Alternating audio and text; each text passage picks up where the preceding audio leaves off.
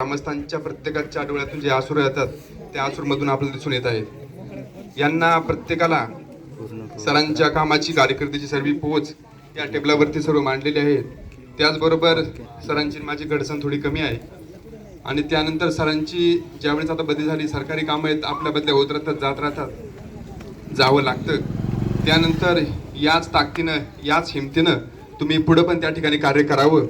यानंतर तुम्हाला याच्यानंतर पण महाराष्ट्र गौरव पुरस्कारापर्यंत तुम्ही सन्मानित व्हावं अशी आमची अपेक्षा आहे।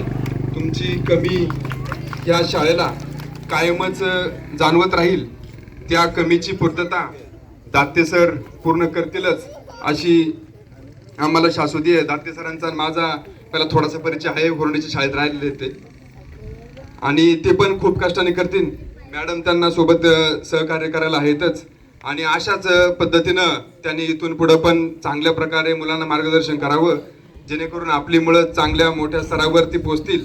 आज जुन्नर तालुक्यामध्ये जे आपल्या शाळेचं नाव करून ठेवले त्याची सर्व पोचपावती साबळे सर आणि मॅडम यांच्याकडे असतील, कारण आपल्या जुन्नर तालुक्यामध्ये भोसलेवाडी शाळा म्हणलं सांस्कृतिक कार्यक्रमासाठी तर फक्त भोसलेवाडी शाळेचं नाव प्रत्येक ठिकाणी ऐकायला येत होतं, कारण व्हॉट्सअप याच्यावरती तर मी कायमच पाहतच होतो।